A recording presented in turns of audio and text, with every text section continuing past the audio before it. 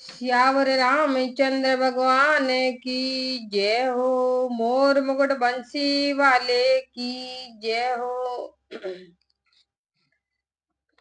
कर्पूर घोरम करुणावतारम संसार सारम भुजगेंद्र हारम सदा वसन्ते हृदयारविन्दे भव भवानी सहित नमामि। मंगलम भगवान विष्णु मंगलम गरुड़ध्वज मंगलम पुंडरीकाक्ष मंगलम तनोहरि। सर्व मंगल मंगलमये शिवे सर्वार्थ सार्थिके शरण्ये रंबिके गौरी नारायणी नमोस्तुते।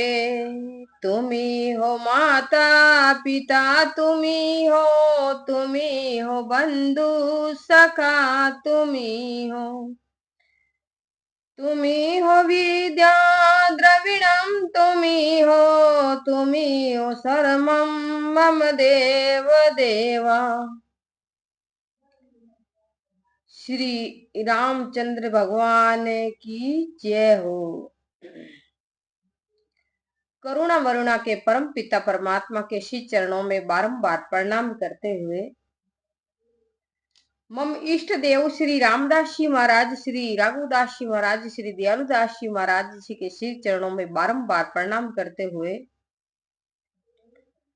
श्री राम गुरुदेव जी भगवान के श्री चरणों में बारंबार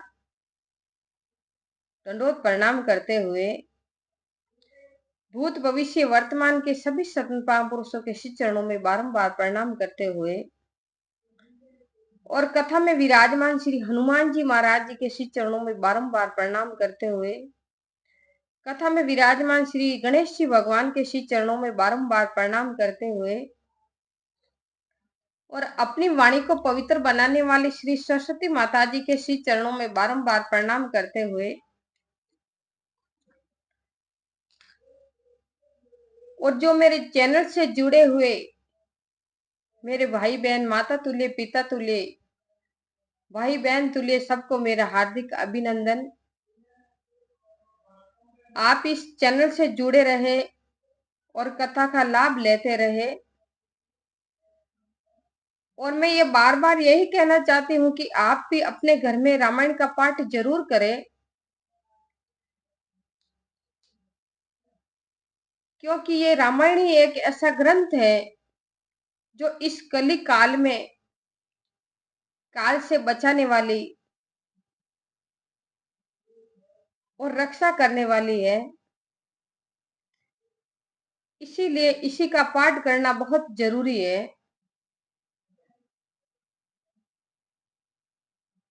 और अपने घर में रामायण भी बहुत जरूरी रखनी चाहिए। जिस घर में रामायण जी का वास नहीं होता है उस घर में भूत प्रेतों का वास होता है। तुलसीदास जी फरमाते हैं कि जब सवेरे ब्रह्म मुहूर्त में 3 से 6 बजे तक भगवान शिव और पार्वती पृथ्वी के परिक्रमा देते हैं और इस धरती पर भ्रमण करते हैं और हर घर में देखे जाते हैं कि जिस घर में रामायण जी का वास है उस घर को नमन करके जाते हैं। और हनुमान जी तो नित्य हर घर में आते ही हैं। जिस घर में रामायण जी का निवास होता है उस घर में हनुमान जी की कृपा बनी रहती है। आइए कथा की ओर बढ़े। तो कल की कथा थी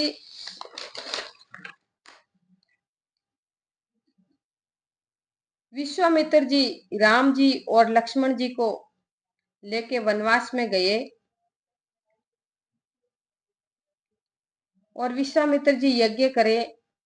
यज्ञ की रक्षा राम जी ने की, ताड़कासुर को मारा, अहिल्या का उद्धार किया और उससे भी और आगे बढ़े तो आगे जनकपुरी में पधारे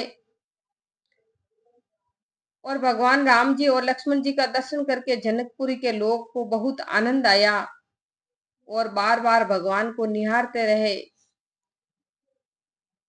इतने में राजा जनक जी को पता चल गया कि जनकपुरी में विश्वामित्र जी दो राजकुमारों को लेके आए हैं। तो राजा जनक जी विश्वामित्र जी से मिलने के लिए गए और पूछने लगे कि ये दो राजकुमार आप जो साथ में लाए हैं ये कहां से लाए और कौन है।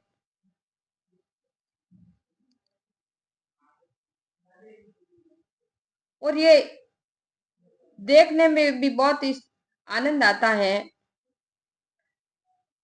मेरे को तो नहीं लगता कि ये दो राजकुमार है, ये तो साक्षात राम जी के अवतार है।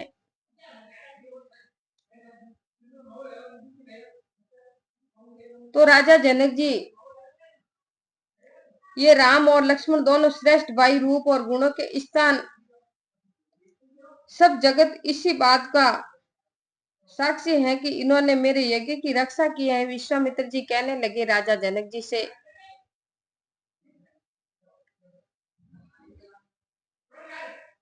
युद्ध क्षेत्र में असुरों को भी जीता है। तो कल की ये कथा थी। आज की कथा अभी आपके सामने वर्णन करते हैं। उससे पहले थोड़ी मंगलाचरण करिए, क्योंकि मंगलाचरणी सब मंगलों को देने वाली और हर काम में मंगल करने वाली है। आइए मंगलाचरण बोलिए।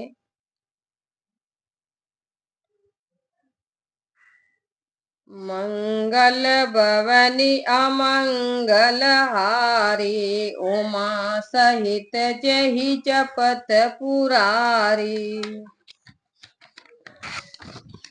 कथा प्रारंभ कीजिए सुनो वीर हनुमान, राम लखन और जानकी सदा करो कल्याण, रामा सदा करो कल्याण।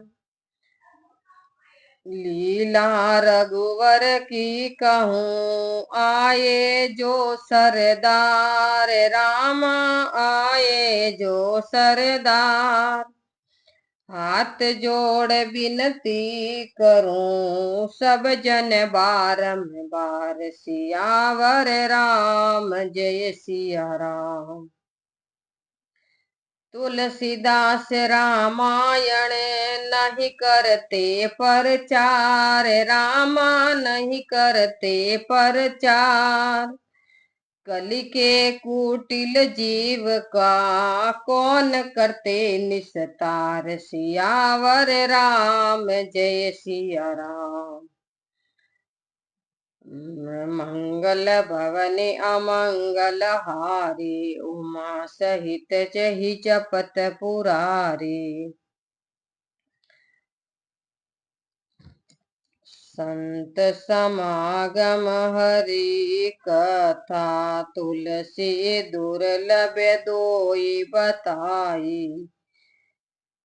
सुतदारा और लक्ष्मी पापी के घर होए बताई।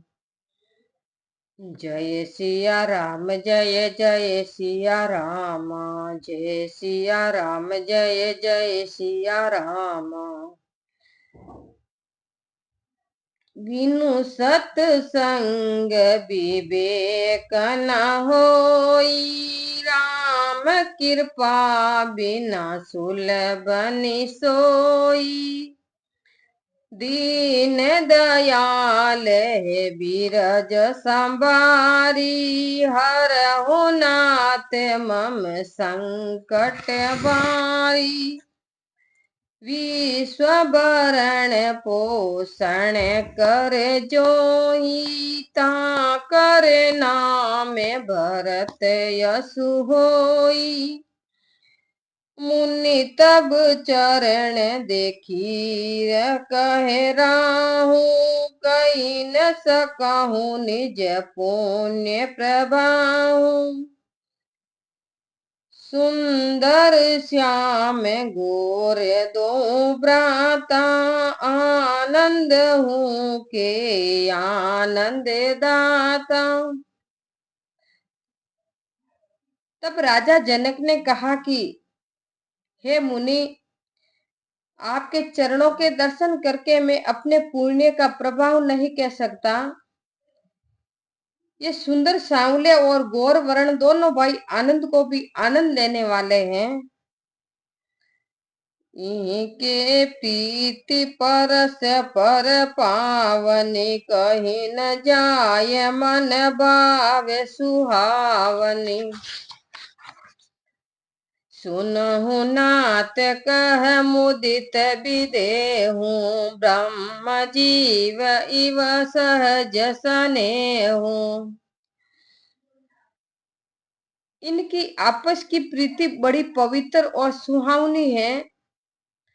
वह मन को भाती है परंतु कहीं नहीं जाती है। मुदित होकर राजा ने कहा कि हे नाथ, ब्रह्म और जीव के समान इन्हीं में स्वाभाविक प्रेम है।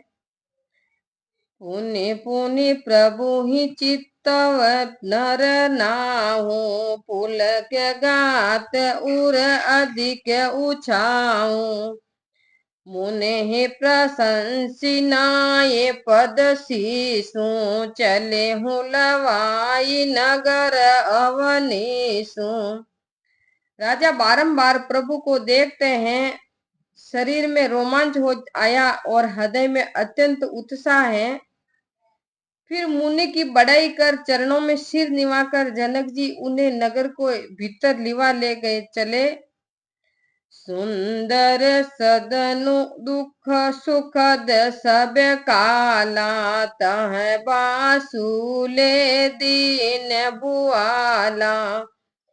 करी पूजा सब विधि सेवकाई, गयु राम ग्रह विदा कराई।